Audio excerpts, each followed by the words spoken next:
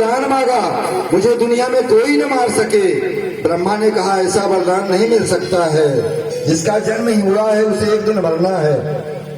तो उसने बड़ी लंबी लिस्ट लगाई, बोला हमको जानवर मनुष्य से कोई डर नहीं है, इनके अलावा और किसी के हाथ से मैं न मरूं, न मैं दिन में मरूं न रात में मरूं, न मैं घर में मरूं न मैं बाहर मरूं, न 12 महीने में किसी महीने में मरूं। तमाम लंबा वरदान मांगा, ब्रह्मा जी ने वरदान दे दिया। लेकिन इन्हीं के बेटा हुए हिरण्यकश्यप के प्रहलाद जी, जो नारद की कुटिया में जन्म लिए थे, नारद जी का संस्कार इनके ऊपर था। प्रहलाद जी भगवान का भजन करते थे, दैत्य के जो बालक थे उनको भी भजन कराते थे, सबको भगवान की भजन की शिक्षा देते थे। गुरु के यहाँ पढ़ने के लिए भेज दिया। गुरु की पाठशाला में भी जो संडामृग जी हैं, गुरु जी पढ़ाते हैं इनको हिरण्यकश्यप के नाम का जप करो। लेकिन प्रहलाद जी जब गुरु जी चले जाते हैं कहीं किसी काम से, तो बच्चों को भगवान का कीर्तन कराते हैं। प्रसन्न होकर सब नाचते हैं बच्चे प्रहलाद जी के साथ में। हिरण्यकश्यप को सब पता चला, उसने प्रहलाद जी को जान से मारने की कोशिश की, क्या नहीं किया, पर्वत के ऊपर से फेंकवा दिया, समुद्र में डलवा दिया, तलवार से मारना चाहा गदा से। एक बार उसने कहा कि क्यों रे दुष्ट, ये बता तेरा भगवान कहाँ है? प्रहलाद जी ने कहा पिताजी मेरा भगवान सर्वत्र है, जहां आप चाहो वहीं भगवान है। हिरण्यकश्यप ने कहा तो क्या इस खंभे में है? प्रहलाद जी ने कहा हाँ भगवान, मेरा भगवान इस खंभे में भी है। तो लिया दैत्य ने जब कि हाथों में खंजर, और कहा भक्त से है कहाँ तेरा ईश्वर। तो प्रहलाद ने आदि की आह भरकर, और दिखाई पड़े उनको खंभे के अंदर। तो नरसिंह के रूप में राम प्यारे, हरे कृष्ण गोविंद मोहन मुरारे, यही नाम मुख में हो हरे दम हमारे, यही कृष्ण गोविंद मोहन मुरारे, यही नाम मुख में हो हरे दम हमारे, हरे कृष्ण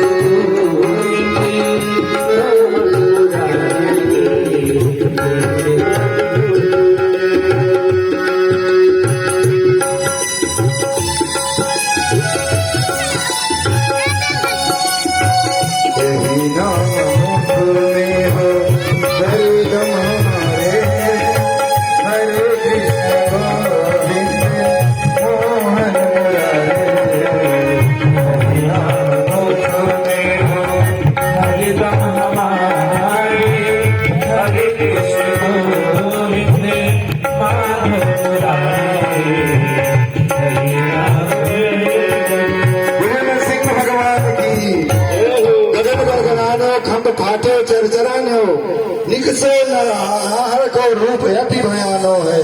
कटल कटकटावे बसन जीभ लब लपावे, चितवत सरोज मानो अंग जात खानो है। नरसिंह भगवान पूरा शरीर मनुष्य का और सिर मुख सिंह का प्रकट हो गए, और नरसिंह भगवान ने हिरण्यकश्यप से युद्ध किया। हिरण्यकश्यप ने गदा उठा ली और नरसिंह भगवान से लड़ने लगा। नरसिंह भगवान ने उसे बहुत देर तक खिलाया, बहुत देर तक लड़े उससे। लेकिन ब्रह्मा जी का वरदान था, नरसिंह भगवान प्रकट हुए 12 बजे दिन में, लेकिन ब्रह्मा के वरदान के नाते नरसिंह भगवान ने दिन में उसे नहीं मारा। ब्रह्मा के वरदानों की रक्षा करने के लिए, क्योंकि ब्रह्मा ने वरदान दिया था कि न तो दिन में मरेगा न रात में मरेगा। लड़ते रहे, और जब शाम हो गया, दिन डूब गया, गोधूली हो गई, उस समय नरसिंह भगवान ने हिरण्यकश्यप को उठा करके अपने गोद में रख लिया और जब मारने के लिए चले तो हिरण्यकश्यप ने कहा, महाराज भले गिर गया हूँ, भले आपने पकड़ लिया है, पर मैं मरने वाला नहीं हूँ। नरसिंह भगवान ने कहा, क्यों? हिरण्यकश्यप ने कहा, मैंने ब्रह्मा जी से वरदान मांगा है। नरसिंह भगवान ने कहा, क्या वरदान मांगा है? हिरण्यकश्यप ने कहा, यही कि मैं न दिन में मरूं न रात में मरूं। भगवान ने कहा, न दिन है न रात है, गोधूली का समय है। हिरण्यकश्यप ने कहा, कोई बात नहीं है, मैंने और भी वरदान मांगे हैं। भगवान ने कहा, क्या? हिरण्यकश्यप ने कहा, मैंने वरदान मांगा है, न दिन में मरूं न रात में मरूं, न अस्त्र से मरूं न शस्त्र से मरूं। नरसिंह भगवान ने कहा, मेरे पास कोई अस्त्र शस्त्र नहीं है, ये नाखून है मेरा, देख रहे हो नाखून, इसी नाखून से तेरा उदर विदीर्ण कर दूंगा, तेरा पेट फाड़ दूंगा। अब तो घबराया, उसने कहा कि मुझे और भी वरदान है। भगवान ने कहा, क्या वरदान है? हिरण्यकश्यप ने कहा, मैंने वरदान मांगा है, न ऊपर मरूं न जमीन पर मरूं। नरसिंह भगवान ने कहा, इसीलिए तुझे जंघा पर रखा है, न तू आकाश में है न पृथ्वी पर है, जंघा पर रखा हूँ। हिरण्यकश्यप ने कहा कि मैंने और भी वरदान मांगा है, क्या? हिरण्यकश्यप ने कहा, मैंने वरदान मांगा है, न मैं मनुष्य से मरूं न जानवर से।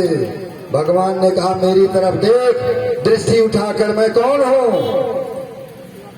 मैं न मनुष्य हूं न जानवर हूं।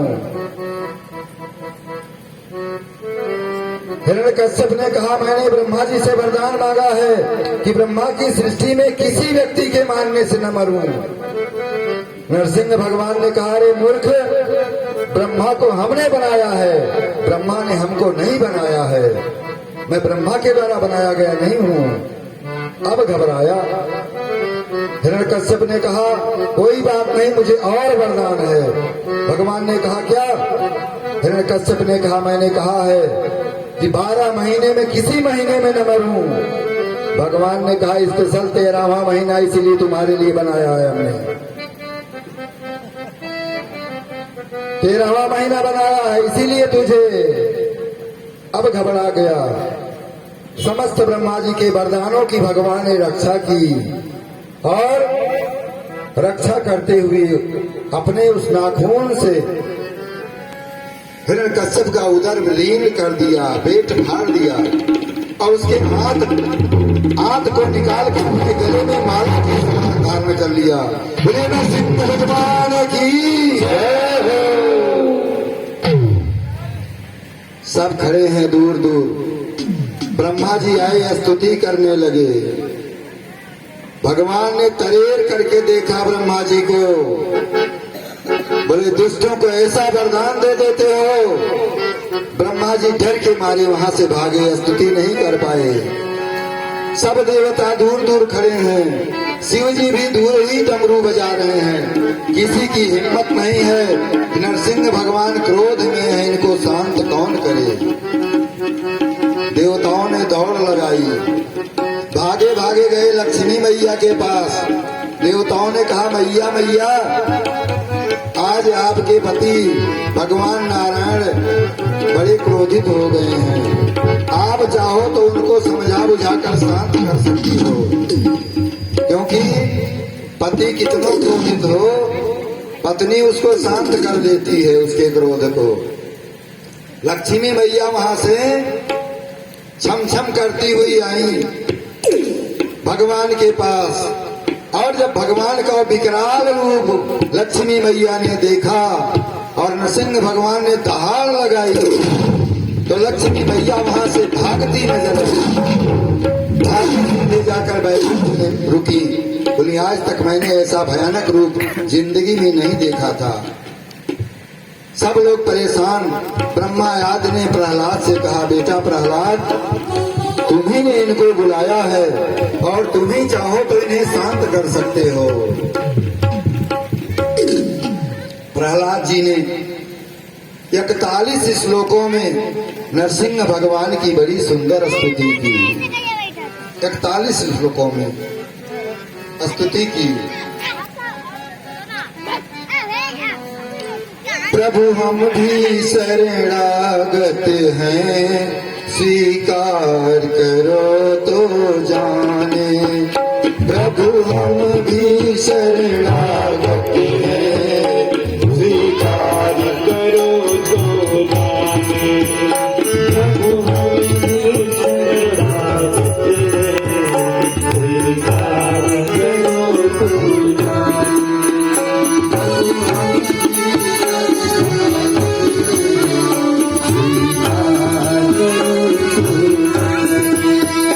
अब हमें पतित से पावन स्वीकार करो तो जाने।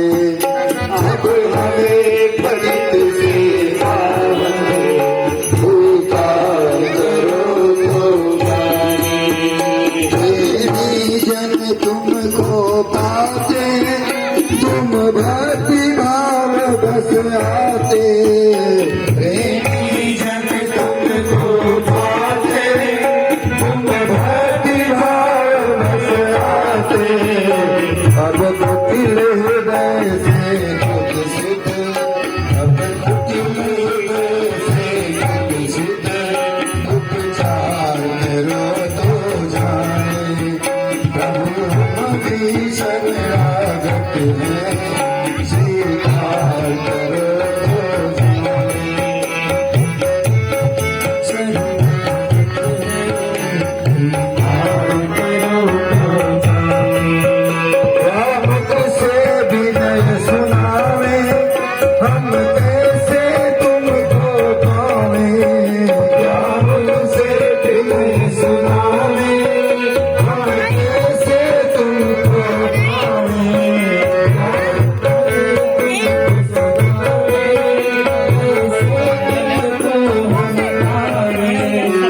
गणित अपराध किए हैं, उद्धार करो तो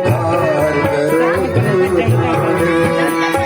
गणित अपराध किए हैं, उद्धार करो तो जाने।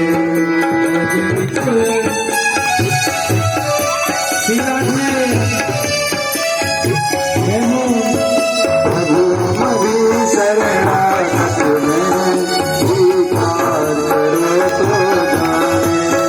प्रभु हम तो शरणागत हैं, स्वीकार करो तो जाने। जीवन नैया जर जर है, तल तल विनाश का डर है। जीवन नैया जर जर है, तल तल विनाश का डर है।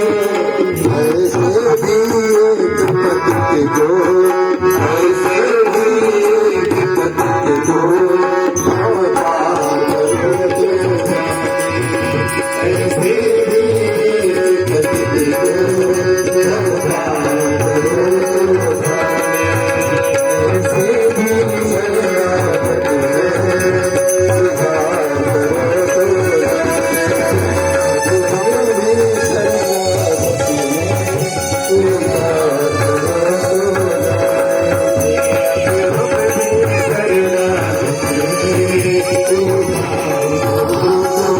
जाने। बोलिए भक्त वत्सल भगवान की।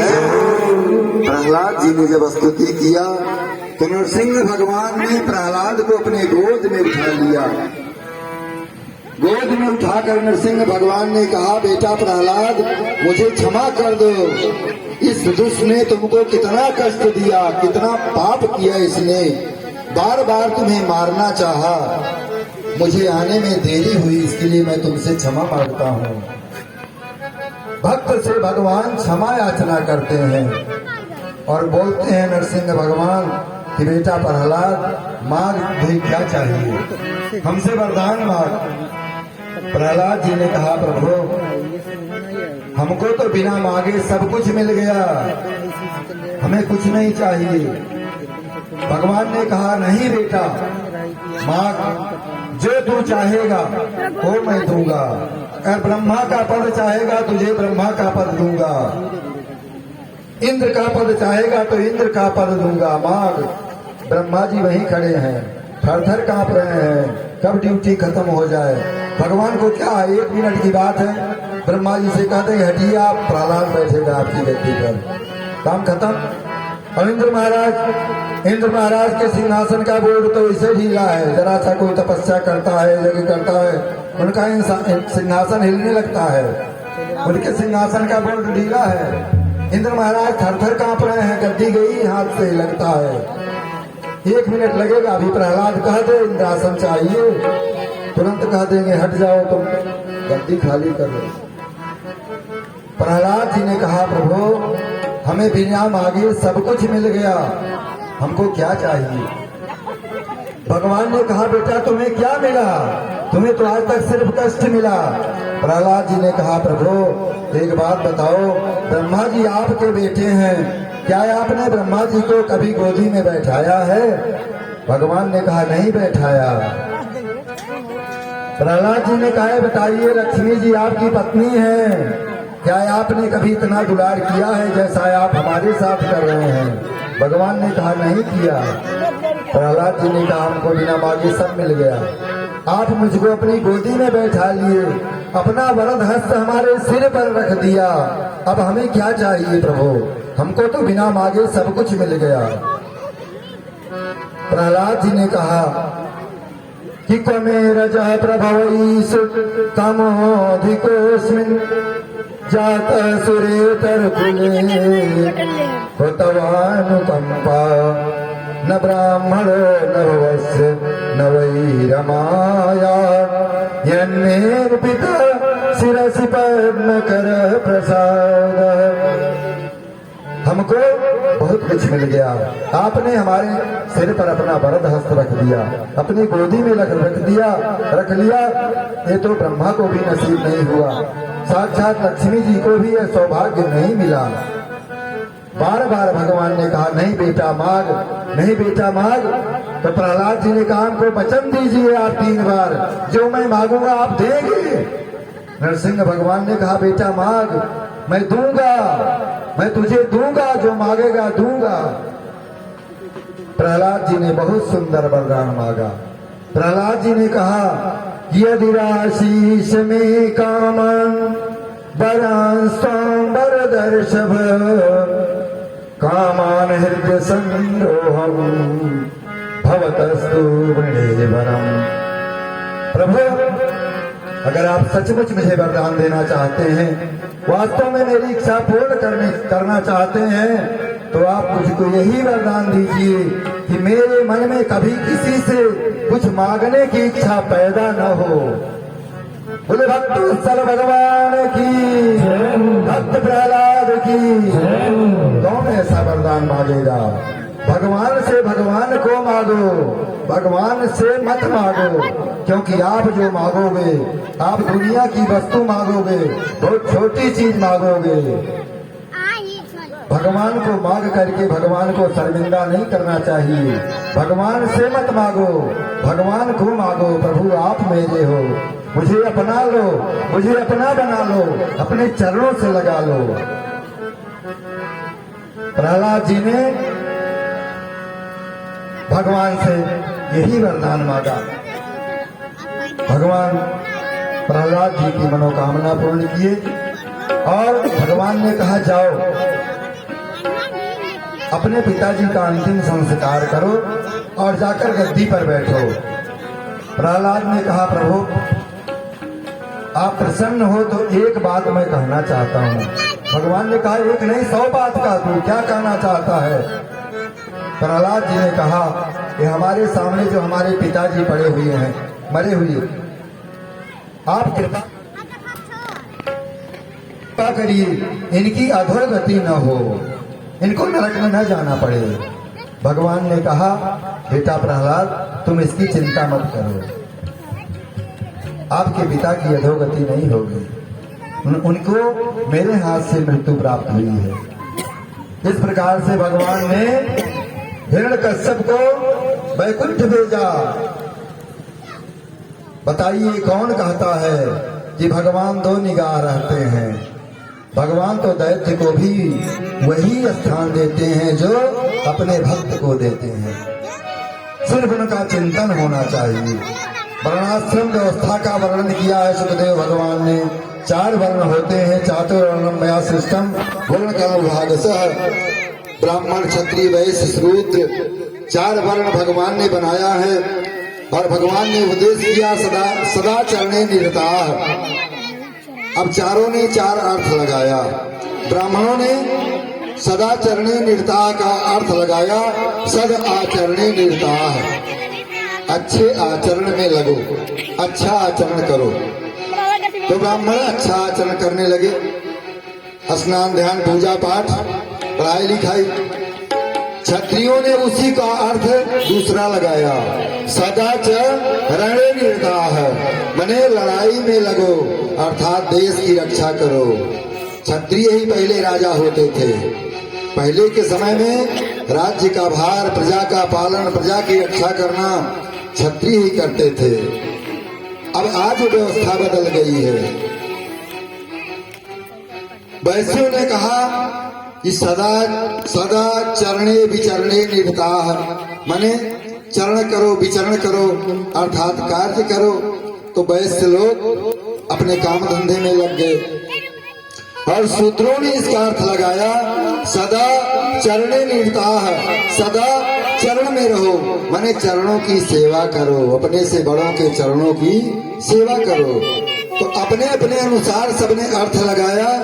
भगवान ने सबको वही आदेश दिया, लेकिन सबने अपने अपने बुद्धि के अनुसार अर्थ लगाया और सब उस हिसाब से रहने लगे। भगवान ने वर्णाश्रम व्यवस्था की। 4 आश्रम हैं। 4 आश्रमों का वर्णन किया है भगवान ने। ब्रह्मचर्य, गृहस्थ, वानप्रस्थ और संन्यास। मनुष्य का जीवन 100 वर्ष का है। 25 वर्ष तक ब्रह्मचर्य व्रत का पालन करते हुए विद्या अध्ययन करना चाहिए। 25 से 50 वर्ष तक शादी विवाह करके घर के धंधों में लगना चाहिए। बच्चों को पैदा करना चाहिए, ज्यादा धन कमाना चाहिए। 50 से जब ऊपर हो जाए 51, 52, 53, उसमें वन लग जाता है। वन माने वन को जाओ, छोड़ो जंजाल, पुत्र को कार्यभार सौंपो, बेटा संभाले गृहस्थी, आप वन में जाओ। अब वन तो है नहीं, वन रह ही नहीं गया, तो वन में जाए कहाँ फूल फल मिलेगा? पहले तो फल फूल मिल जाता था वनों में। घर पर ही रहो, लेकिन जिम्मेदारी से मुक्त होने की कोशिश करो। बच्चों के ऊपर कार्यभार डालो और स्वयं भगवान का भजन घर में रहते हुए करो। और चौथा आश्रम में संन्यास। संन्यास का मतलब बिल्कुल छोड़ दो। 75 से जब ऊपर हो जाओ एकदम छोड़ दो भगवान का भजन, बस और कुछ नहीं। भगवान के भजन में जीवन बिताओ। इस तरह से 4 आश्रमों की व्यवस्था है। इस प्रकार 7वें स्कंद को विराम। 8वें स्कंद में मनवंतरों का निरूपण है। सतयुग, त्रेता, द्वापर, कलयुग, ये 4 युग होते हैं। और ये चारों युग 1000 बार जब बीत जाते हैं तब ब्रह्मा का एक दिन होता है। और ब्रह्मा के एक दिन में 74 मनवंतर होते हैं। और इन मनवंतरों में भगवान का अवतार होता है। कलयुग की आयु है 4,32,000 वर्ष। इसी के अनुसार द्वापर की आयु है 8,64,000 वर्ष। उसी में जोड़ा करिए उतना 3 गुना 4 गुना। सतयुग की आयु सबसे ज्यादा है। 8वें स्कंद में हम प्रवेश करते हैं। और 8वें स्कंद में गजेंद्र मोक्ष का वर्णन है। एक बार भगवान ने ग्राह के फंदे से गजेंद्र को छुड़ाया था। गजेंद्र का उद्धार किया था। एक त्रिकूट पर्वत पर बहुत सुंदर जंगल है, सरोवर है, वहाँ एक हाथी रहता था। वो हाथी बहुत बलवान था। उसके साथ उसका पूरा परिवार रहता था। वो हाथी इतना बलवान था कि उसके भय से बड़े बड़े सिंह भी भाग जाते थे। राजा बनकर रहता था। कि आसीद गिरिवर राजन त्रिकूट इति विस्तृतः शिरोदेनावृतः श्रीमान योजनायितुमुक्षितः। वो हाथी जिधर निकलता था जदगंध मात्रा धरे गजेंद्र, उसके सिर से मद गिरता था। मद सुगंधित होता है, जो ज्यादा उम्र का हो जाता है हाथी तो उसके सिर में मद हो जाता है। मद गिरता था, सुगंधित रहता था वातावरण, और वो मतवाला बहुत बलवान था। जिधर भी निकलता था छोटे छोटे जीव बड़े जीव सब उसे प्रणाम करते थे। महाराज प्रणाम, सबको अभयदान करता था। एक बार की बात है, बहुत गर्मी थी। गर्मी से व्याकुल होकर वह हाथी अपने पूरे परिवार के साथ सरोवर में जलपान करने गया। सरोवर में जाकर परिवार के साथ जलपान किया, फिर जल में घुस करके स्नान करने लगा और जल क्रीड़ा करने लगा। अपने बाल बच्चों को भी अपने सूंड में जल भरकर सबको नहलाने लगा। इस तरह से काफी देर तक उस सरोवर में गजराज रह गया अपने परिवार के साथ। तो सरोवर का जल भी गंदा होने लगा और उसी में एक ग्राह रहता था। उस ग्राह ने आकर उस हाथी का पैर पकड़ लिया। गजराज ने बहुत कोशिश की, जोर लगाता, एक बार गजराज खींच करके उस ग्राह को बाहर लाता, पुनः ग्राह खींचकर गजराज को अंदर ले जाता। इस तरह से बहुत वर्षों तक युद्ध, बहुत दिन तक युद्ध होता रह गया। गजराज ने अपने परिवार से कहा, सब मिलकर जोर लगाओ, मेरी शक्ति छीन हो रही है। पूरे परिवार के लोग सूंड में सूंड लगाकर गजराज को खींचे, लेकिन ग्राह के चंगुल से मुक्त नहीं कर सके। प्रीतम जान लियो मन माही, प्रीतम जान लियो मन माही। सब परिवार के लोग थक गए, भूख से व्याकुल हो गए, सभी गजराज को छोड़कर चले गए। उस हाथी ने कहा कि तुम सब हमको छोड़कर कहां जा रहे हो? उस हाथी के परिवार ने, बच्चों ने, उसकी स्त्रियों ने कहा, अब हम कितने दिन तक यहाँ भूखे प्यासे बैठे रहेंगे? आप जब जल से बाहर नहीं निकल पा रहे हो तो हम कैसे भूखे यहाँ मरेंगे?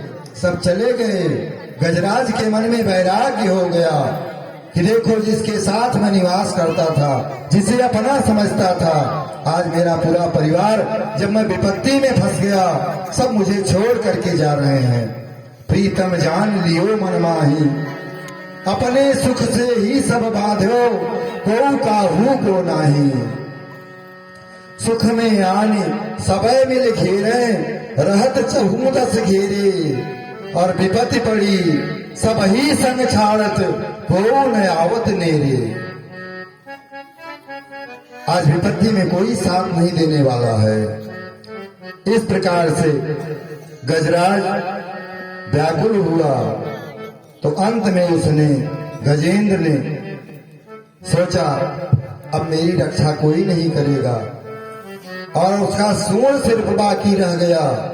पूरा शरीर जल में ग्राह ने खींच लिया, क्योंकि पानी में ग्राह की शक्ति बहुत अधिक बढ़ जाती है। उसी सरोवर में कमल का पुष्प था। गजराज ने अपने सूंड से एक पुष्प उखाड़ लिया और पुष्प को अपने सूंड में लेकर उसने भगवान की विनती करी। गजेंद्र ने भगवान की स्तुति गाई और बड़ी लंबी स्तुति गाई।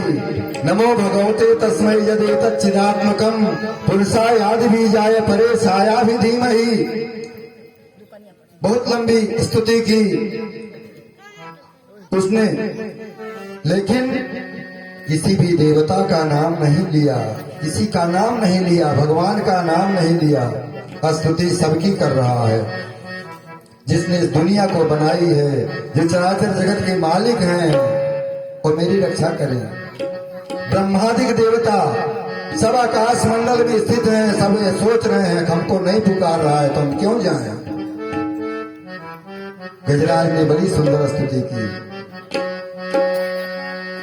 हरि राम नाम अति मीठा है, कोई जाके देखे, आ जाते हैं शाम कोई बुलाते देखे। राम राम श्याम राम राम राम राम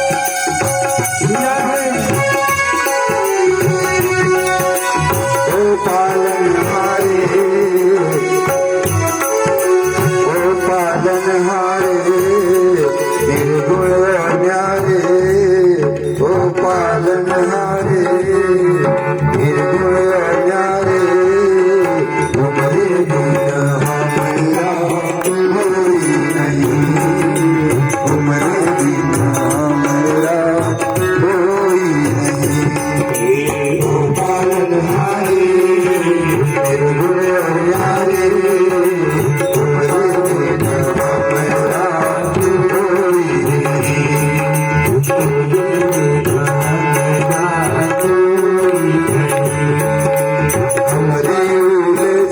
हमारी उलझन सुने आओ मोहन तुम्हारे बिना मेरा कोई नहीं ओ पालन हारे तुम्हारे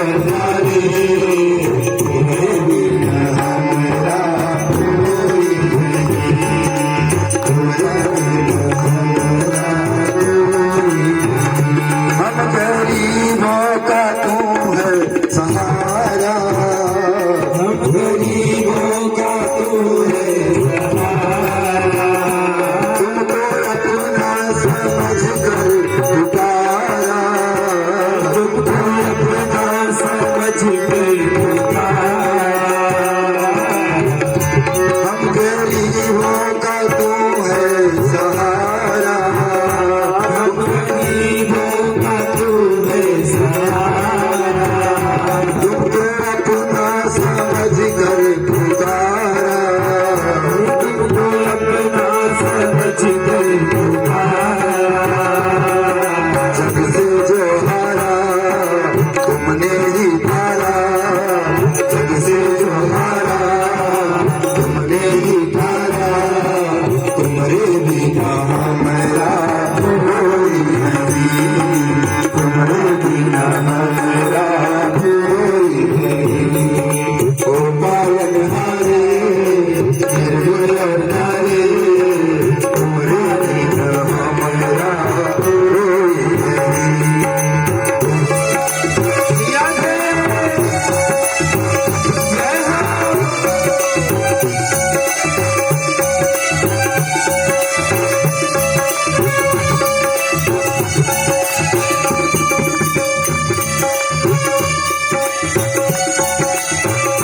तेरे जैसा कोई भी न साथी तेरे जैसा कोई भी न साथी तू है दीपक हम है तेरे भाती तू है दीपक हम है तेरे भाती तुम्हारे जैसा कोई है न साथी तुम्हारे जैसा नहीं कोई साथी तू है दीपक हम है तेरे भाती तू है दीपक हम है तेरे भाती हमारा जीवन तुमसे है अर्पण हमारा जीवन तुमसे है अर्पण हमारे बिना मेरा कोई नहीं हमारे बिना मेरा कोई नहीं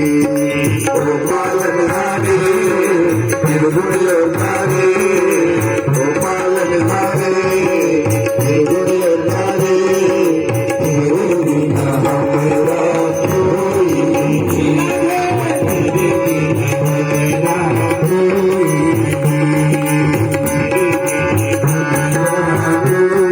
श्याम कहता है सुन कन्हैया श्याम कहता है सुन कन्हैया तेरे हाथों में अब मेरी भैया तेरे हाथों में अब मेरी भैया ऐसे कर दो पार ऐसे कर दो पार मानो गाँव पुकार ऐसे कर दो पार मानो गाँव पुकार तुम्हारे बिना मेरा कोई नहीं तुम्हारे बिना मेरा कोई नहीं ओ पालन हारे हारे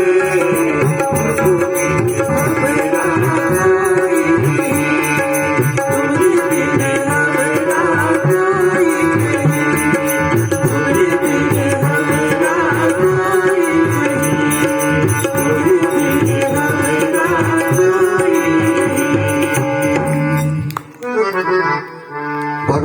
सोचा जिस स्तुति में किसी का नाम नहीं वो मेरा। और भगवान वहां से तुरंत दौड़े। रुक्मिणी ने कहा कि प्रभु कहाँ जा रहे हो इतनी शीघ्र? भगवान ने कहा हाँ। भगवान ने हाँ कहा और वहां से इतने तेज दौड़े भगवान गरुड़ पर चढ़ करके कि वहां पहुंच गए वहां जहां पर वो हाथी डूब रहा था। और थी शब्द वहां पहुंचने पर निकला तो हाँ तो रुक्मिणी ने सुनी और थी सुनी गजराज। रुक्मिणी ने हाँ सिर्फ सुना और थी शब्द गजराज ने सुना। इतनी शीघ्रता से भगवान पहुंचे। हाथी के सूंड को पकड़ करके भगवान ने खींचा, ग्राह सहित उसे बाहर निकाला और अपने सुदर्शन चक्र से ग्राह का सिर धड़ से काट कर अलग कर दिया। वो जो ग्राह था उसके अंदर से एक देवता प्रकट हुआ, भगवान के चरणों में प्रणाम किया और अपने धाम को गया। आश्चर्य की बात है कि भगवान ने गजराज की स्तुति सुनी, गजराज के नाते दौड़े हुए आए, लेकिन उद्धार पहले ग्राह का किया। भगवान कहते हैं कि मेरा पैर न पकड़ पाओ कोई बात नहीं है, मेरा पैर न पकड़ो, नहीं पकड़ सकते हो मत पकड़ो, मेरे भक्त का चरण पकड़ लो, मैं जल्दी मिल जाऊंगा। भगवान के भक्त का चरण पकड़ा था ग्राह, सो उसे भगवान जल्दी मिल गए, उद्धार हुआ। इस प्रकार से गजराज जो था उसे अगस्त ऋषि का श्राप था। पूर्व जन्म में राजा इंद्रद्युम्न थे, गद्दी पर बैठे थे। एक बार अगस्त ऋषि आए, इंद्रद्युम्न ने उठ करके अगस्त ऋषि का सत्कार नहीं किया। सो अगस्त जी ने राजा इंद्रद्युम्न को श्राप दे दिया, हाथी तरह तुम्हारी बुद्धि हो गई है, बैठे हो, संत के आने पर कुर्सी नहीं छोड़ रहे हो, जाओ हाथी के समान बुद्धि, हाथी हो जाओ। चरणों में गिर गए इंद्रद्युम्न। तो अगस्त जी ने कहा कोई बात नहीं है, भगवान आपका कल्याण करेंगे, भगवान दर्शन देंगे। और वो जो ग्राह था वो हुरु नाम का गंधर्व था। देवताओं के पास में हाहा हुरु नाम के गंधर्व हैं, वो गंधर्व देवताओं का मनोरंजन करते हैं। एक बार देवल ऋषि नदी में स्नान कर रहे थे, सूर्य भगवान को अर्घ दे रहे थे। वो हुरु नाम का गंधर्व वहीं नदी पर वो भी उपस्थित था। उसने नदी में डुबकी लगाई और डूबे डूबे जाकर के पकड़ लिया देवल ऋषि का चरण। देवल ऋषि डर गए, जोर से वहां से कूदे, डर गए तो नदी में से बाहर निकलकर हंसने लगा। महाराज जी डर गए। देवल ऋषि ने श्राप दे दिया कि जाओ, मैं सूर्य अर्घ दे रहा था, तूने मुझे डरा दिया, जाओ ग्राह हो जाओ। चरणों में गिर गया, बाबा हमने तो सिर्फ मनोरंजन किया था, आपने मुझे इतना कठिन श्राप दे दिया। हम तो सबको हंसाते हैं, सबको खुश रखना चाहते हैं।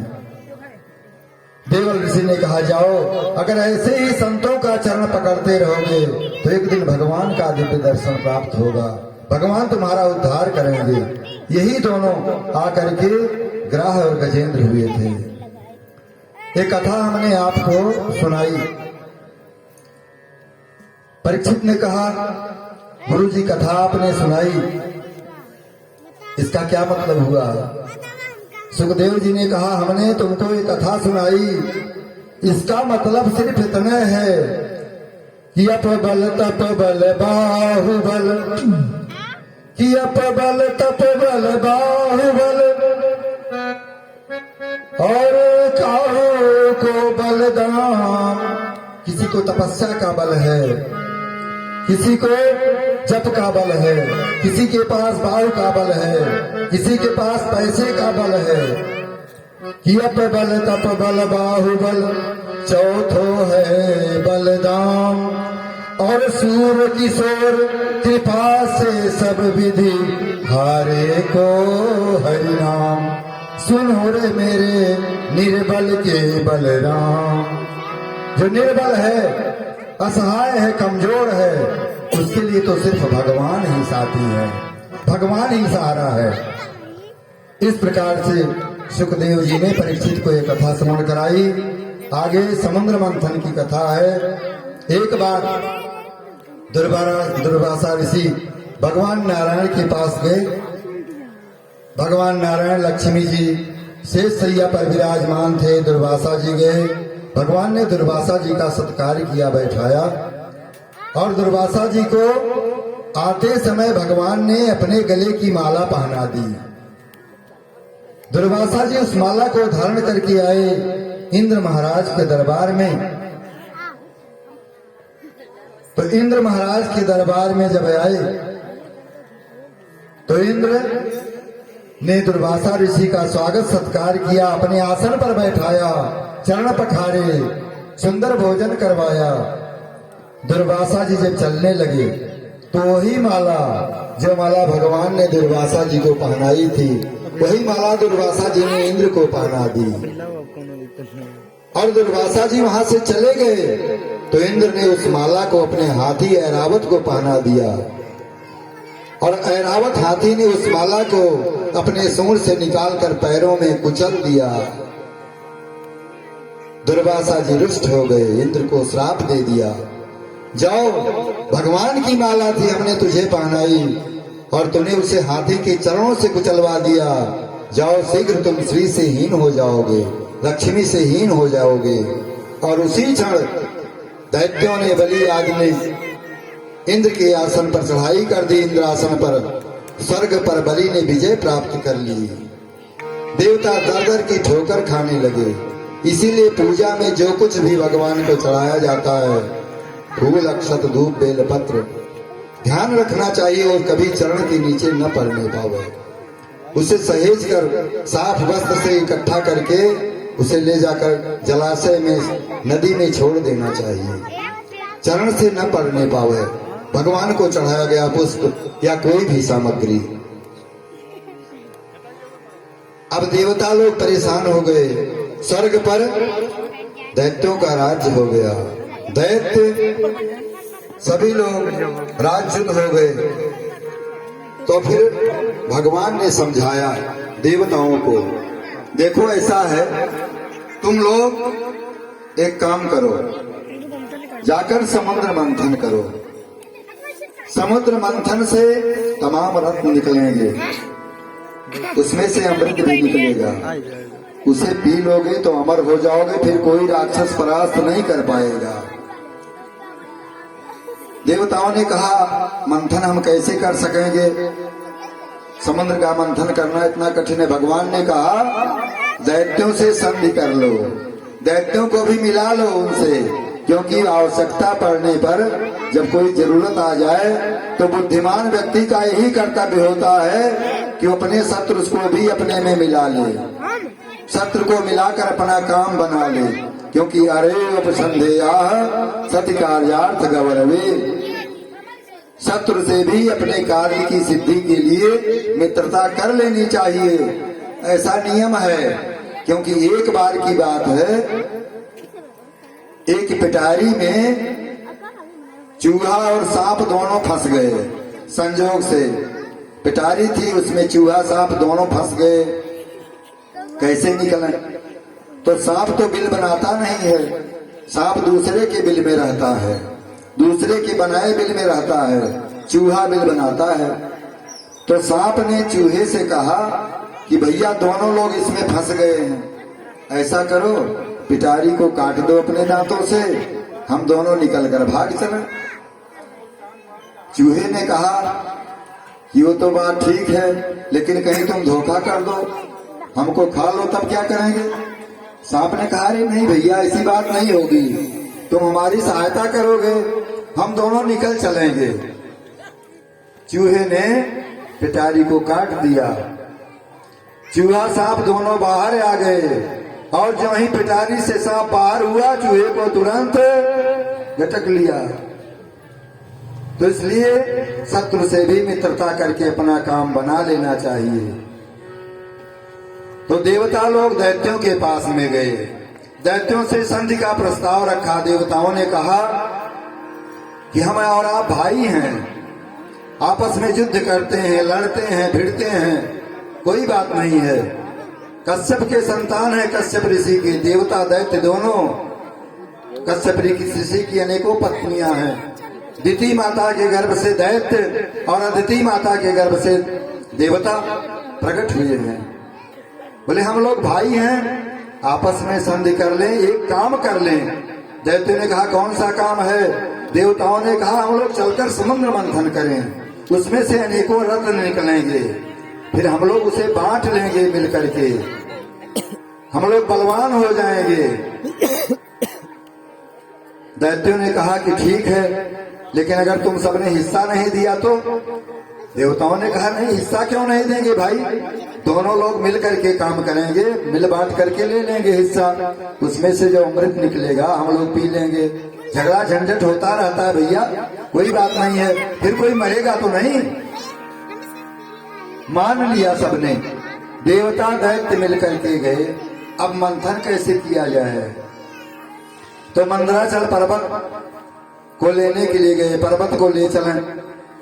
अब पर्वत को जब उठाने लगे तो पर्वत तो उठा नहीं सके, दो चार लोगों का हाथ पैर अलग टूट गया। जब उठा नहीं पाए तो भगवान प्रकट हुए। भगवान ने उस पर्वत को एक हाथ से उठा करके अपने गरुड़ पर रख लिया कि गिरिं चारोप्य गरुणो हस्ते ने कैवली दया आरोह्य प्रयावब्धिम सुरासुरगणैर्भृतः।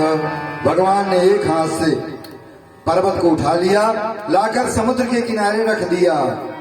अब पर्वत तो हो गया, समुद्र मंथन करना है, लेकिन रस्सी चाहिए ना मंथन करने के लिए, मथानी। तो बासुकी नाग से सबने कहा कि आप लोग रस्सी बन जाओ, मथानी बन जाओ। बासुकी नाग ने कहा हमें क्या मिलेगा? देवताओं ने कहा अमृत में आपको भी हिस्सा मिलेगा। बासुकी नाग को पटाया सबने और इस प्रकार से बासुकी नाग को रस्सी बनाकर देवता और दैत्य सब लोग मंथन करने के लिए भिड़े। अब हुआ यह कि देवता लोग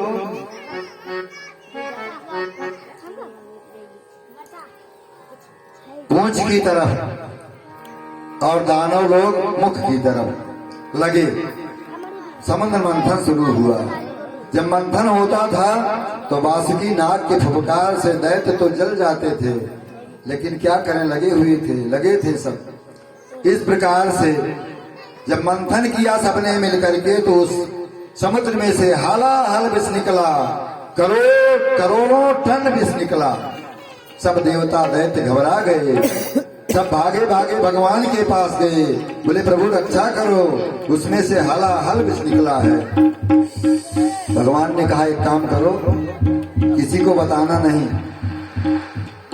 समस्त विष को इकट्ठा करो और लेकर भोले बाबा के पास चले जाओ। भोले बाबा से कह दो कि भोले बाबा हम सबकी रक्षा के लिए आप इस विष का पान कर लो, लेकिन मेरा नाम मत लेना।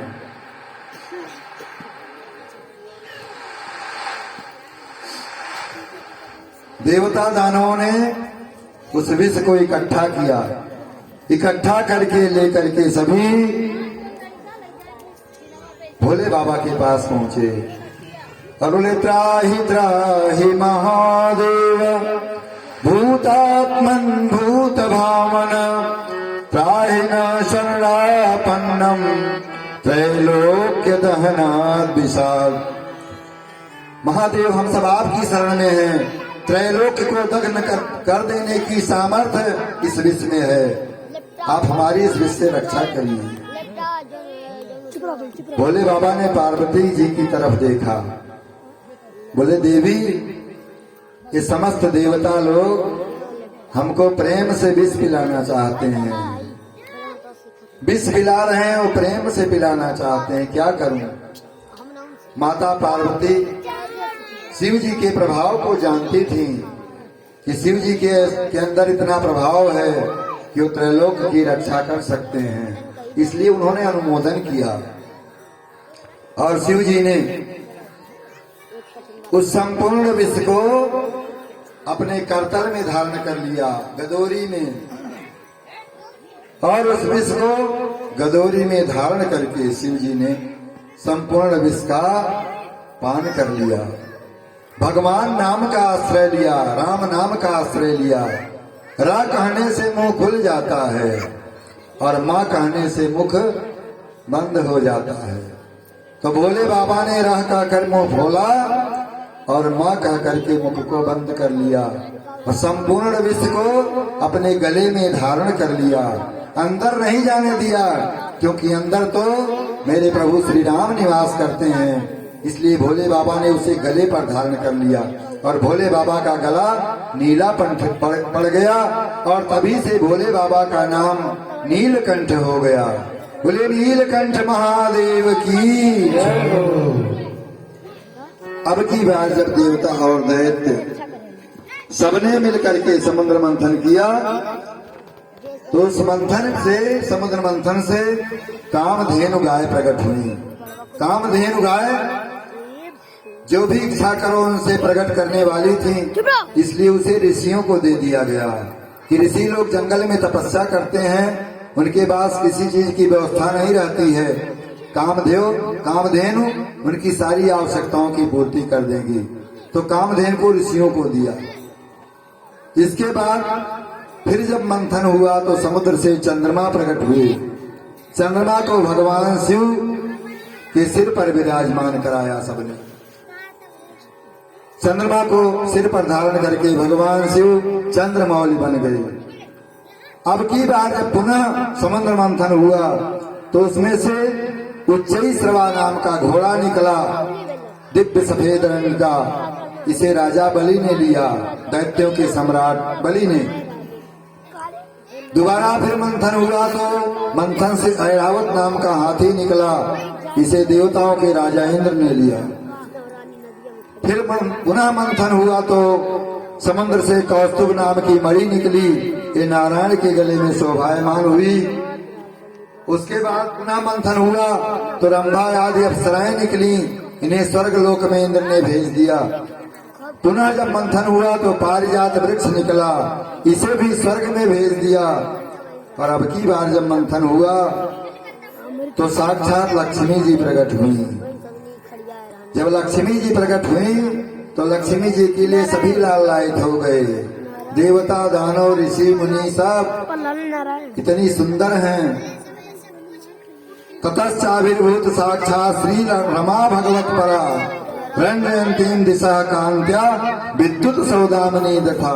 जैसे आकाश में बिजली चमकती है, वैसे सुंदरता को आभा को धारण किए लक्ष्मी जी प्रकट हुई वरमाला लेकर। तो सभी देवता दैत्य लाइन लगा करके बैठ गए। सबने कहा बैठ जाओ, जिसके गले में वरमाला पहना देगी उसी की पत्नी हो जाएगी। और लक्ष्मी जी तो सदा भगवान नारायण की पत्नी है। सामने उन्होंने दुर्वासा जी को देखा। लक्ष्मी जी ने सोचा कि बहुत बड़े ऋषि हैं जरूर है, लेकिन इन्होंने क्रोध पर विजय नहीं प्राप्त की है, इसलिए उनकी तरफ से निगाह हटा करके आगे बढ़ी तो सामने भोले बाबा बैठे थे। लक्ष्मी जी ने कहा सब कुछ ठीक है, लेकिन इनका वेश अमंगल है, वस्त्र आभूषण अमंगल है। इस तरह सबको देखती हुई, सबके अंदर कमी निकालती हुई लक्ष्मी जी गईं और पीछे विष्णु भगवान खड़े थे। उनके गले में वरमाला डाल दी, क्योंकि विष्णु भगवान मंगल के धाम हैं। मंगलम भगवान विष्णु मंगलम गरुड़ध्वज मंगलम पुंडरीकाक्ष मंगलाय स्तनु हरि। लक्ष्मी जी सदैव विष्णु प्रिया हैं। लक्ष्मी जी विष्णु भगवान के साथ में गईं। इस प्रकार से पुनः जब मंथन हुआ तो वारुणी देवी प्रकट हुई, इसे दैत्यों को दिया गया। अब की बार जब मंथन हुआ तो धनवंतरी महाराज अमृत का कलश लिए प्रकट हुए, और ज्यों ही अमृत का कलश लेकर प्रकट हुए, दैत्यों ने सोचा अगर बंटवारे के चक्कर में पड़ जाएंगे तो पता नहीं कौन पाएगा, तो मार झपट्टा दैत्य छीन करके हाथ से अमृत का कलश लेकर के भागे। देवता पीछे पीछे दौड़ रहे हैं, हमको भी चाहिए। और भागते भागते वो सभी लोग बहुत दूर निकल गए। देवता परेशान हो गए। दैत्य सब आपस में जाकर के झगड़ने लगे।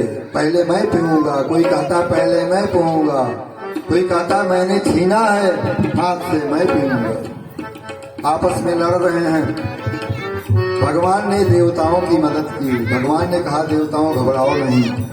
और भगवान ने तुरंत दिव्य मोहिनी रूप धारण किया और हाथ में क्रीड़ा कमल घुमाते हुए आकाश मार्ग से जहाँ पर अमृत का कलश लेकर के दैत्य आपस में झगड़ रहे थे, भगवान वहां पर प्रकट हो गए।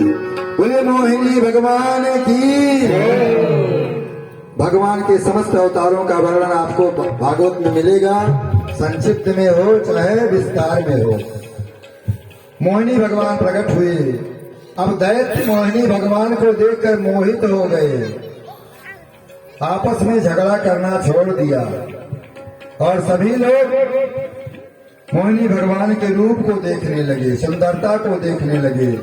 बोले अहो रूपम अहो धामम अहो अश्याम नवम बपुः। कितना सुंदर स्वरूप है, कितनी नौजवाना है, कितनी सुंदर है, इसका शरीर कैसा चमक रहा है। भगवान को देखकर मोहित हो गए। दैत्य लोग मोहिनी भगवान से के पास में गए और मोहिनी भगवान से दैत्यों ने कहा कि का तुम कंज फला साक्षी कुतो आप किम चिकीर्षया। देवी आप कौन हो, कहाँ से आई हो, किसकी पत्नी हो, तुम्हारा विवाह हुआ है कि नहीं हुआ है। मोहिनी बने हुए भगवान ने कहा तुम सब हमारी जन्मपत्री जानने वाले कौन हो। दैत्यों ने कहा ऐसे पूछ लिया देवी जी। भगवान ने कहा अच्छा एक बात बताओ, तुम लोग आपस में झगड़ा क्यों कर रहे हो। दैत्यों ने कहा हम लोगों ने समुद्र मंथन किया है, समुद्र मंथन से अमृत प्रकट हुआ है। इस अमृत को पीने के लिए बंटवारे को लेकर हम लोग आपस में झगड़ रहे हैं। और तभी हाँफते डांपते देवता भी पहुंच गए वहां। देवताओं ने कहा कि देवी जी हम लोगों ने भी परिश्रम किया है। अब दैत्य तो मोहित हो रहे थे मोहिनी भगवान को देखकर। दैत्यों ने कहा हम लोग आपस में झगड़ रहे हैं। भगवान ने कहा कश्यप ऋषि के पुत्र हो तुम लोग। कश्यप ऋषि तो बहुत बड़े महात्मा हैं और उनका बेटा होकर तुम लोग ऐसी बुद्धि है आपस में झगड़ा कर रहे हो। एक दैत्य बोला कितना सुंदर बोलती है, इसकी आवाज में जादू है। दैत्यों ने कहा देवी एक काम करते हैं, हम लोग इस अमृत के लिए झगड़ रहे हैं। हम सब चाहते हैं कि इस अमृत कलश को आप ले लो और आप अपने हाथों से अगर हम सबको पिला दो तो बड़ी अच्छी बात होगी। मोहिनी बने भगवान ने कहा कश्यप ऋषि के लड़के हो लेकिन इतना ज्ञान नहीं है तुम सबके पास में कि कभी भी किसी ऐसी स्त्री पर विश्वास नहीं करना चाहिए जिसका कोई लता पता न हो। हमारे बारे में तुमको कोई जानकारी नहीं, मैं कौन हूँ और हमारे ऊपर इतना बड़ा विश्वास कर रहे हो, अमृत का कलश हमें सौंप रहे हो। दैत्यों ने कहा पता नहीं क्यों हमारा इच्छा हो रहा है, हमारी इच्छा हो रही है आप ही हमको अमृत पिला दो अपने हाथ से। मोहिनी भगवान ने कहा ठीक है लाइन लगाकर बैठ जाओ। सब दैत्य लाइन लगाकर बैठ गए, देवता लाइन लगाकर बैठ गए।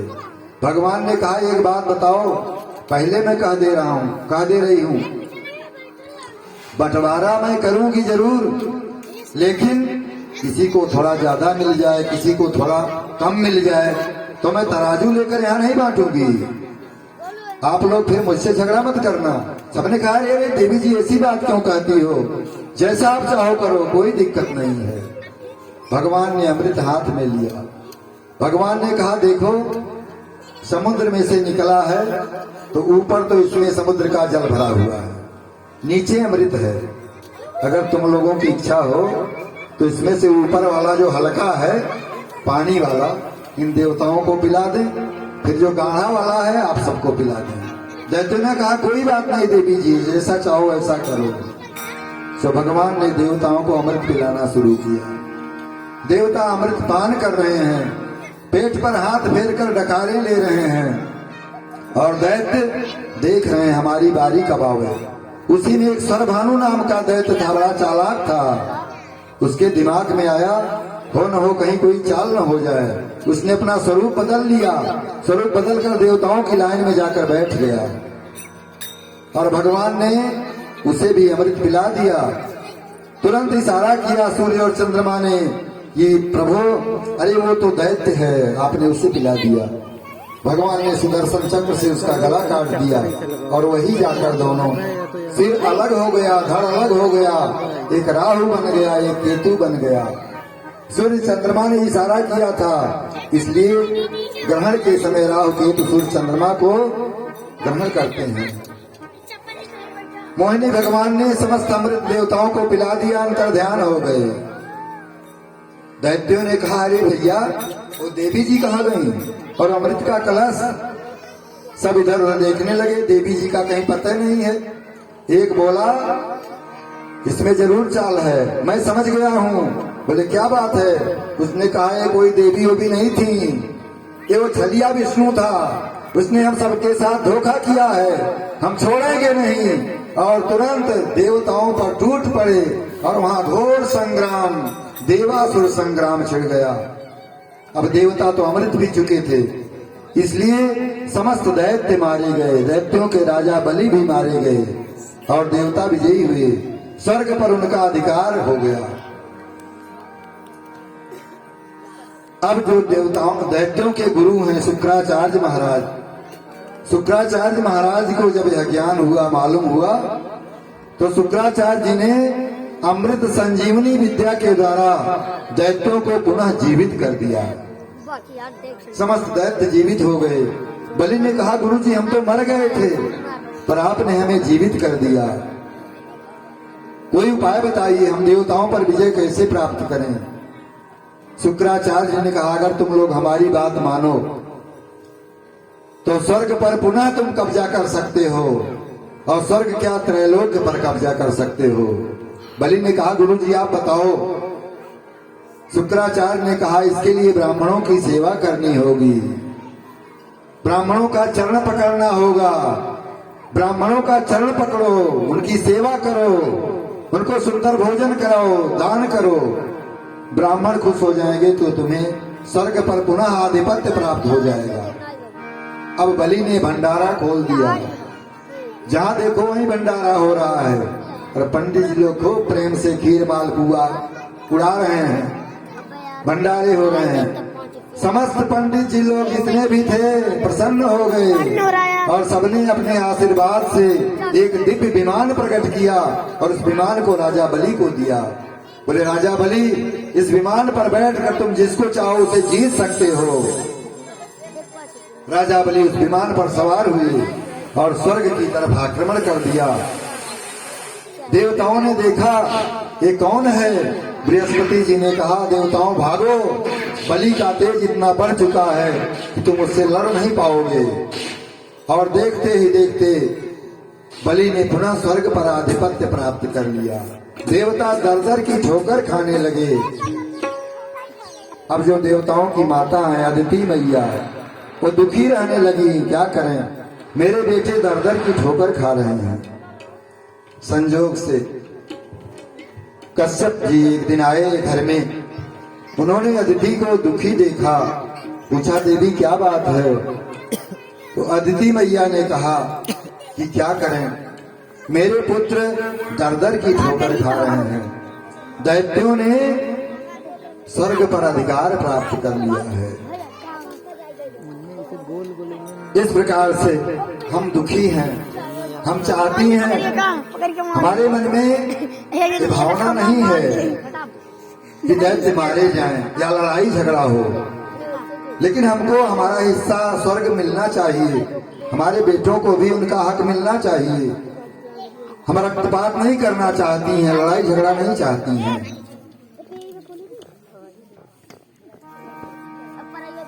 कश्यप जी ने कहा देवी कौन किसका बेटा है, कौन किसका शत्रु है। जब दूसरे के बेटे पर विपत्ति आई तो प्रसन्न हो रही थी, आज अपने बेटे के ऊपर विपत्ति आ गई तो रो रही हो। पर जब विनय किया बहुत तो कश्यप जी ने कहा, एक पयोव्रत नाम का व्रत है, उसे अगर तुम धारण करोगे अपने जीवन में तो तुम्हारे ऐसा बेटा पैदा होगा जो बिना युद्ध किए, बिना लड़ाई झगड़ा किए हुए तुम्हारे बेटों का साम्राज्य ला करके वापस कर देगा। अदिति मैया ने कहा, हमको व्रत बताइए। तो फिर उन्होंने, कश्यप जी ने अदिति मैया को पयोव्रत का उपदेश किया कि फाल्गुन महीने में शुक्ल पक्ष में 12 दिन तक निराहार रह करके केवल दूध पी करके अगर कोई भगवान नारायण की आराधना करता है तो उसे नारायण जैसा सुंदर पुत्र प्राप्त होता है। फाल्गुन महीने में शुक्ल पक्ष में 12 दिन तक अदिति मैया ने पयोव्रत धारण किया, केवल दुग्ध पान करके, दूध पी करके 12 दिनों तक भगवान नारायण की पूजा की, भगवान नारायण की अर्चना की। और इस प्रकार से अदिति मैया के उदर में भगवान नारायण स्वयं बेटे के रूप में आए। भगवान का दरबार ऐसा है, जो मांगो सो मिलता है। अदिति मैया ने जो व्रत किया था, उस व्रत का इतना बड़ा प्रभाव है। आज के समय में भी इस भागवत में ऐसे ऐसे श्लोक हैं, ऐसे ऐसे नियम हैं, जिसके बल पर विद्वान लोग ऐसी प्रक्रिया करके माताओं को पुत्र प्रदान करते हैं।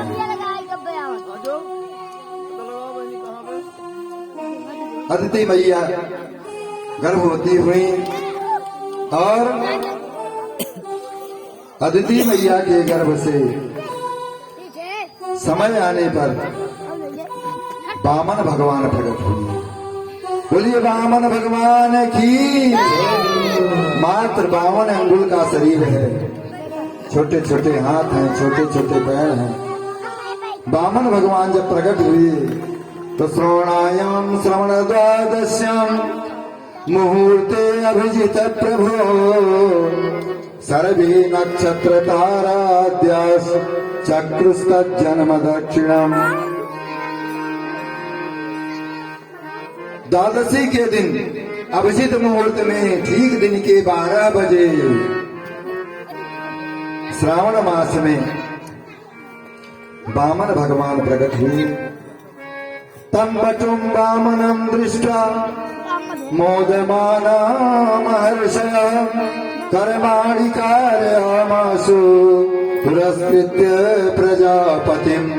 वामन भगवान को देख करके वामन भगवान का जो 16 संस्कार होता है, सब संस्कार ब्राह्मणों ने करवाया।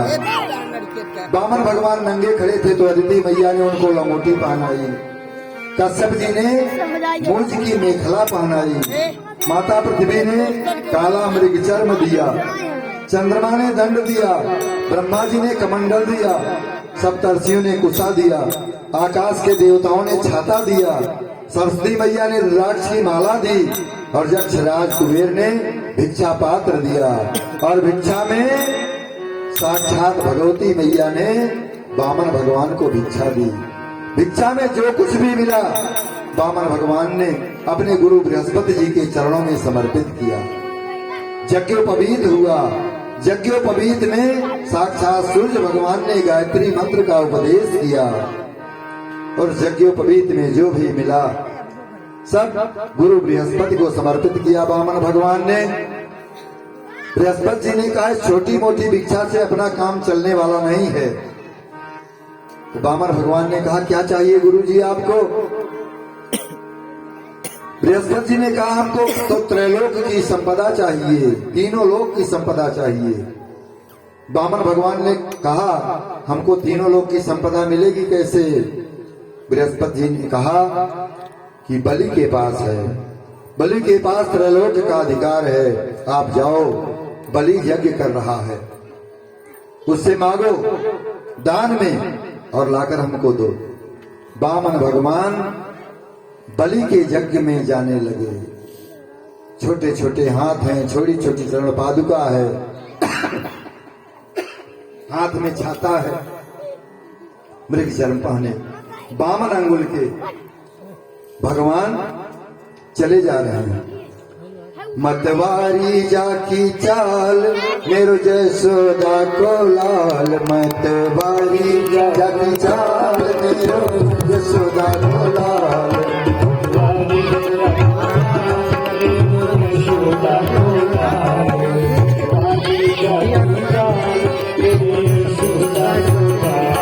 जाके मुहर लाल मेरो यशोदा को लाल, जाके मुहर लाल मेरो यशोदा को लाल।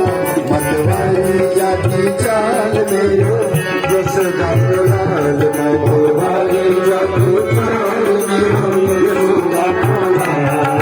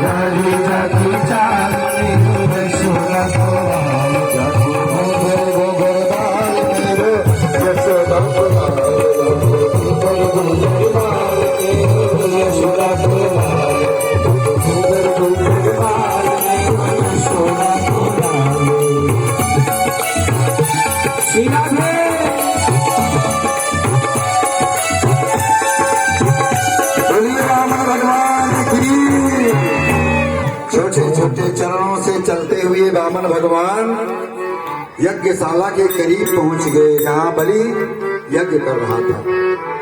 बलि ने दूर से ही जब वामन भगवान को देखा, उसे लगा जैसे साक्षात सूर्य देव चले आ रहे हों। तुरंत अपने आसन से खड़ा हो गया, ऋत्विज ब्राह्मणों को साथ में लिया और वामन भगवान के सेवा में, उनके स्वागत में दरवाजे पर आकर के, यज्ञ दरवाजे पर आकर के खड़ा हो गया।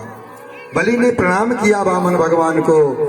बलि ने कहा कि स्वागतम ते नमस्तुभ्यं ब्रह्मन् किं करवामते, ब्रह्मर्षीणां तपः साक्षात् मन्ये तार्यवपुरधरम्। अरे वामन, आपका मैं कैसे स्वागत करूं? लगता है ब्रह्मर्षियों के रूप में आप, तपस्या ने ही साक्षात आपके रूप में हमें दर्शन दिया है। आइए, आपका स्वागत है, बलि के यज्ञ में आपका स्वागत है, आइए। बलि ने कहा अद्य में पितर तृप्ता, अद्य में पालितम कुलम, यद सृष्टि कृतयम जद भवान आगतो गृहान। आज मेरे पितर संतुष्ट हो गए, आज मेरा यज्ञ पूर्ण हो गया, आज मेरा कुल पवित्र हो गया, जो आप जैसे महानुभाव हमारे दरवाजे पर पधारे। आइए, आपका स्वागत है। बलि ले गया अंदर और भगवान की माला चल रही है, चुपचाप कुछ नहीं बोल रहे हैं। सुंदर स्वरूप पर मोहित है बलि। कहता है कि जब जब बटो वांछसि तद प्रतीक्ष में, आप जो चाहते हो, आपने कृपा करके मेरे यज्ञ में आप आए, पधारे। जो आप चाहो, जो आपकी इच्छा हो, हमसे मांग लो। गाम कांचनम गुणवत धर्म निष्ठम तथांश में पेयमुतवा विप्र कन्याम। कहो तो 1500 गऊ दे दूं, दूध देने वाली। कहो तो 1500 गांव दे दूं। कहो तो सुंदर सोने का बनाकर महल दे दूं। और नहीं, अगर तुम्हारी इच्छा हो तो तुम्हारा विवाह नहीं हुआ हो तो विवाह करवा दूं। एक विप्र कन्या से, ब्राह्मण कन्या से, जो आप जैसी छोटी ही होगी, उसके साथ विवाह करवा दूं। आप बोलिए, अपने छोटे से मुख से बोलिए। जब बामन भगवान कुछ नहीं बोले, साथ में शुक्राचार्य भगवान खड़े हैं। शुक्राचार्य जी से बलि ने कहा, गुरुदेव क्या बात है, ये बोलते क्यों नहीं हैं? शुक्राचार्य ने कहा, देख नहीं रहे हो माला चल रही है, माला बंद होगी तभी तो बोलेंगे। भगवान ने देखा बहुत भावुक हो रहा है, बहुत प्रसन्न हो रहा है, तो भगवान ने माला बंद कर दी।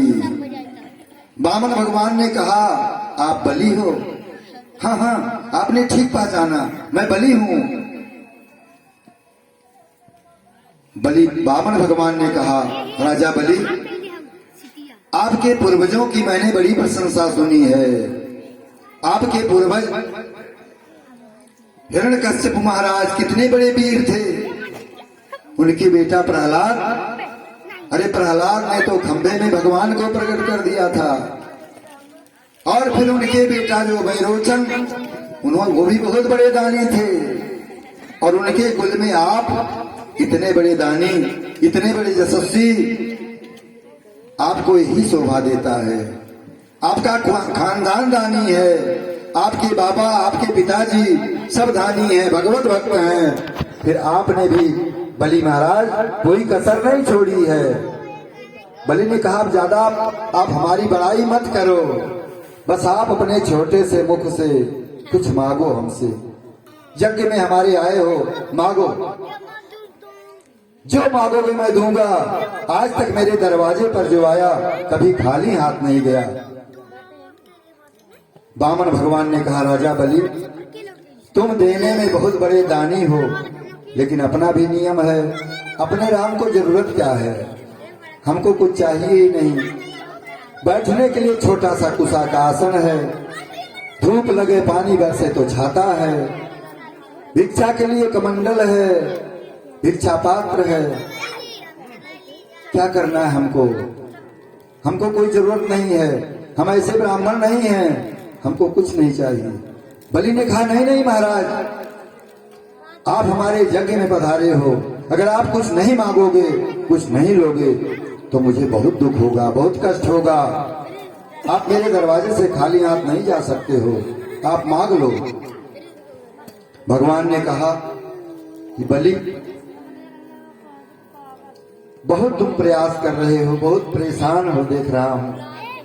तुम्हारी अगर इतनी इच्छा है तो मैं तुमसे कुछ मांगूंगा अपने अनुरूप। देने के लिए स्वीकृति करो, पहले 3 वचन दो। शुक्राचार्य जी टुकुर टुकुर मुख देख रहे हैं, छोटा सा है, बड़ी बातें कर रहा है। उन्होंने ध्यान लगाया और ध्यान में उन्हें बामन के अंदर भगवान का स्वरूप दिखाई पड़ा। बामन भगवान ने कहा, बलि, अगर तुझे दान कुछ करना है तो अपने हाथ में कमंडल का जल लो। बलि महाराज जब जल लेना चाहे, हाथ बढ़ाया, शुक्राचार्य जी ने हाथ पकड़ लिया, दूर ले गए बलि को और बोले, राजन, तुम नहीं पहचान रहे हो, ये बामन नहीं, साक्षात विष्णु हैं। अगर तुमने इनको दान दे दिया तो अभी सारी संपत्ति तुम्हारा दान ले लेंगे, तुम निर्धन हो जाओगे, भिखारी हो जाओगे, हमारा सब किया कराया मिट्टी में मिल जाएगा। इसलिए साफ मना कर दो। मैंने कुछ नहीं कहा, मैं कुछ नहीं दूंगा। बलि ने कहा, गुरुदेव, बलि अपने दरवाजे पर आए हुए किसी भी अतिथि से ऐसा नहीं बोल सकता। मैं कैसे कहूं, ये मेरी मर्यादा के विरुद्ध है। मैंने देने को कहा है। और एक बात यह भी है कि साक्षात भगवान अगर आए हैं हमारे दरवाजे पर, तो मेरा कितना अहोभाग्य है कि मेरे यज्ञ में साक्षात भगवान आए, मुझसे मांगने के लिए जाचक बन करके वो जाचक होंगे।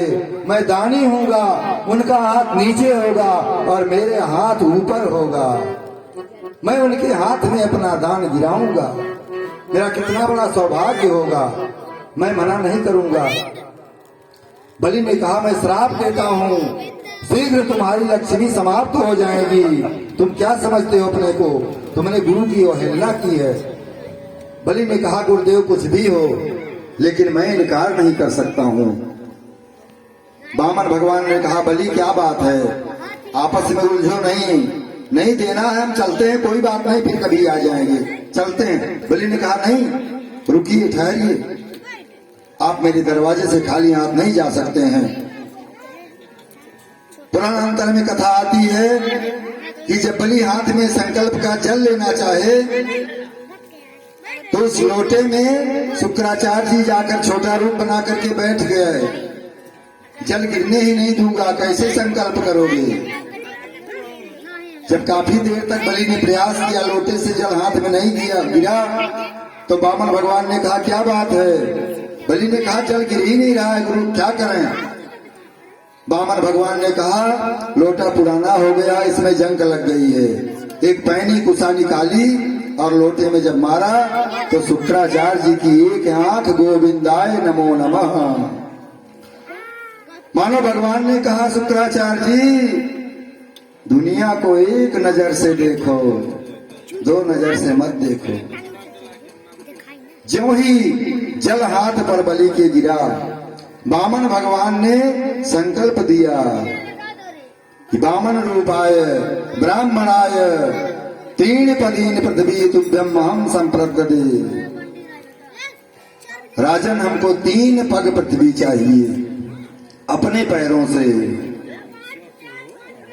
बलि ने कहा, बात तुम इतना बनाए और 3 पग पैर पृथ्वी मांग रहे हो, अरे क्या करोगे इतनी पृथ्वी। भगवान ने कहा, तुम 3 पग ही देकर तो देख लो। और भगवान विराट रूप में प्रकट हो गए। पैर उनका पहुंच गया पाताल में और सिर पहुंच गया सत्यलोक में। विराट रूप में भगवान प्रकट हुई। बोले विराट भगवान की जय। बलि ने जब सिर उठाकर देखा तो उनका सिर तो कहीं दिखाई ही नहीं पड़ रहा है, इतना बड़ा शरीर हो गया। भगवान ने कहा, बलि अब मेरा नापना देखो। एक पैर से उन्होंने स्वर्गलोक नाप लिया ऊपर तक, एक पैर से उन्होंने पाताल तक नाप लिया। बोले अब बताओ तीसरा पैर कहाँ रखूं, तीसरा पैर कहाँ रखूं, जल्दी बताओ। अगर कोई आज का दानी होता तो यही कहता कि प्रभु आपने हमसे वरदान लिया, वचन लिया 3 पग भूमि का, तो जितने बड़े बनकर आए थे उतने बड़े बनकर मांग लो। हमने ये नहीं कहा था तुम इतना बड़ा पैर बढ़ा लो, शरीर बढ़ा लो। लेकिन बलि महाराज ऐसे भक्त नहीं थे आजकल के, कलयुग के भक्त। उन्होंने सर्वस्व दान किया और बलि महाराज ने कहा कि प्रभु आप मुझ पर अगर प्रसन्न हो तो आप तीसरा पैर मेरे सिर पर रख दो। अभी तक आपने मेरी संपत्ति नापी है, हमारा धन लिया है, हमारा राज्य लिया है, अभी तो आपका ये भक्त बाकी है, तीसरा चरण मेरे सिर पर रख दो। भगवान गदगद हो गए, प्रसन्न हो गए। बलि की पत्नी विंध्यावती आई। उन्होंने कहा प्रभु ये सारा संसार त्रैलोक आपका क्रीड़ा स्थल है, सब कुछ आपका ही है, आपने ही इन्हें दिया था और इन्होंने आपको दे दिया। तेरा सब कुछ अर्पण क्या लागे मेरा, सब कुछ आपका था, मेरा कुछ नहीं था। उसी समय भक्त प्रहलाद प्रकट हो गए। प्रहलाद के पौत्र हैं बलि महाराज। प्रहलाद जी ने कहा प्रभु आपका जितना सुंदर देना है उतने सुंदर लेना है। आपने बलि पर बड़ी कृपा की जो अपने चरण रख दिए इनके सिर पर। अहो भाग्य। ब्रह्मा जी ने कहा कि राजन प्रभु भगवान एक भक्त अगर एक तुलसी का पत्ता समर्पित कर देता है आपको प्रेम से तो आप उसे राज्य पाठ दे डालते हो।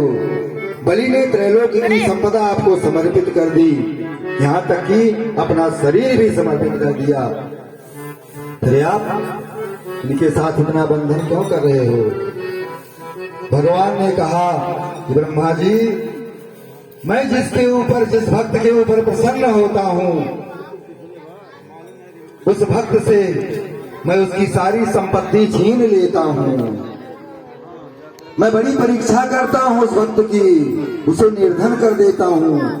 फिर धन के खोज में अन्य वस्तुओं की आवश्यकताओं में वो अपने परिवार में, अपने रिश्तेदार में, अपने संबंधियों के पास जाता है, कोई उसकी मदद नहीं करता है, सब तरफ से हार जाता है।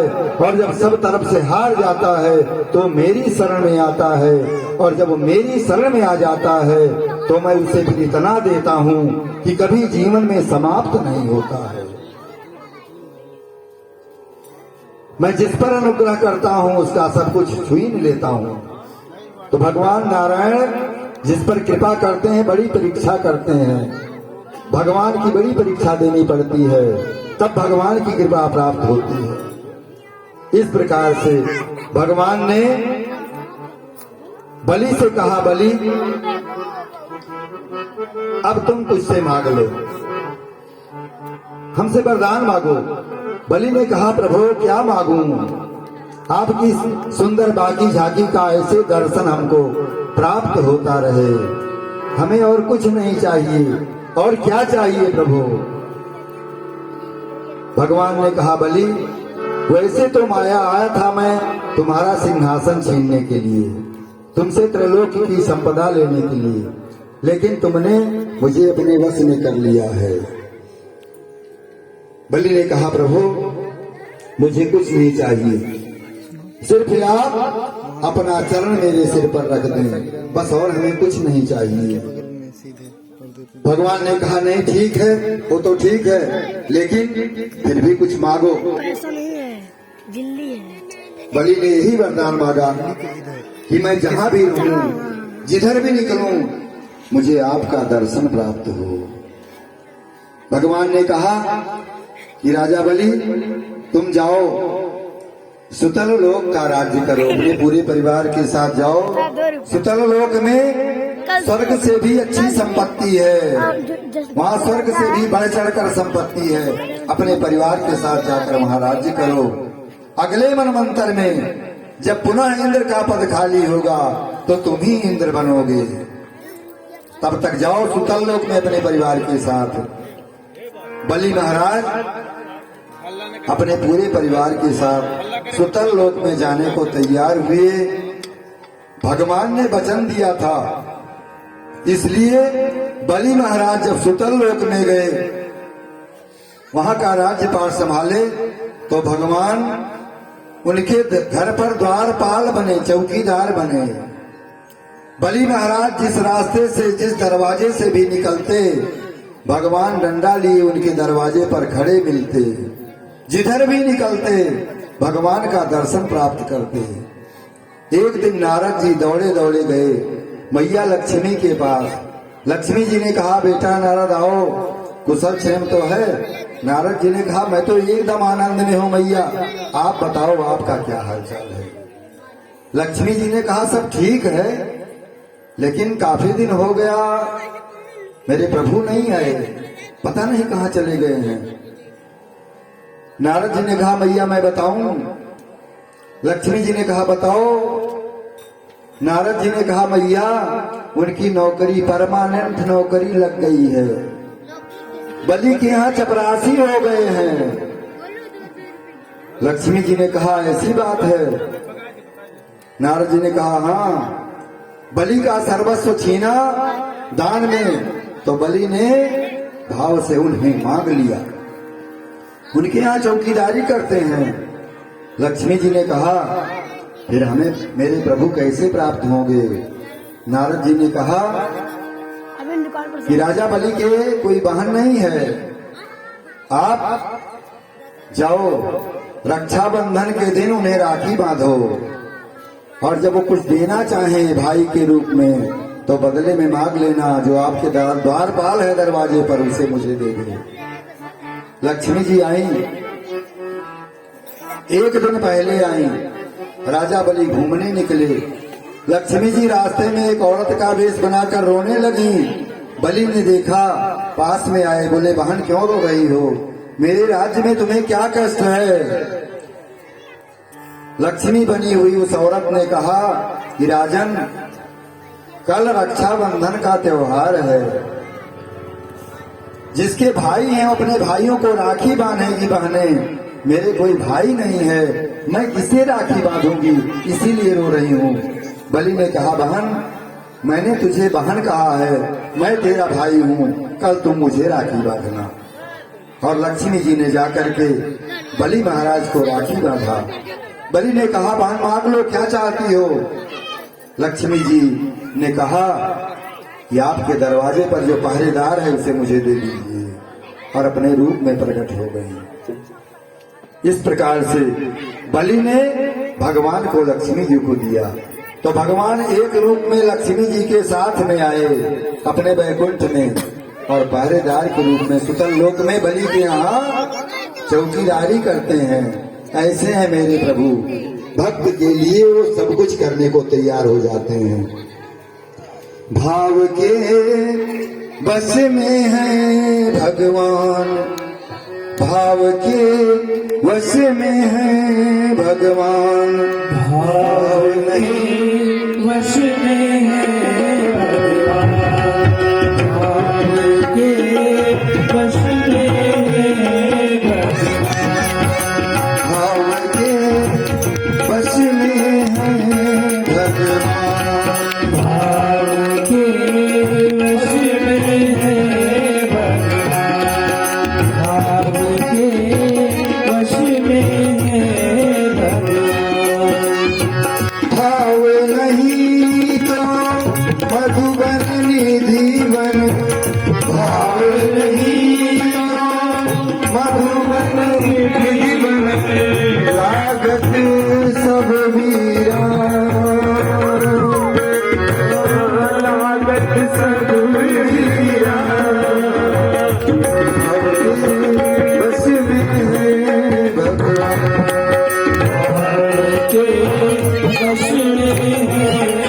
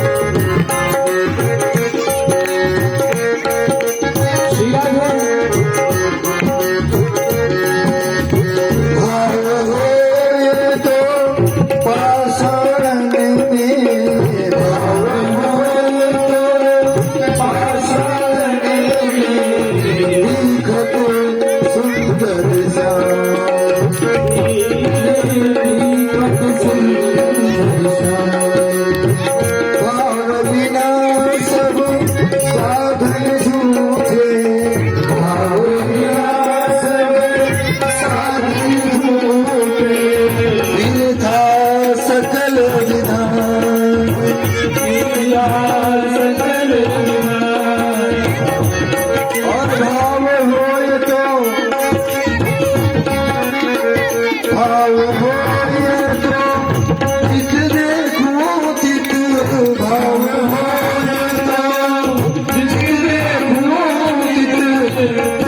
से सुंदर श्याम भाव के वश में है भगवान, भाव के वश में है भगवान।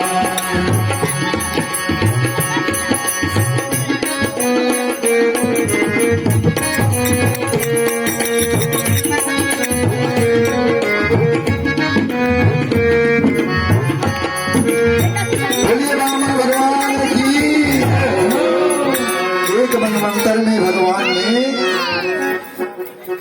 राजा सत्यव्रत को मत्स्य अवतार का रूप धारण करके दर्शन दिया और उन्हें संपूर्ण ज्ञान प्रदान किया। इसी के साथ अष्टम स्कंद को विराम, अब नवम स्कंद शुरू होता है।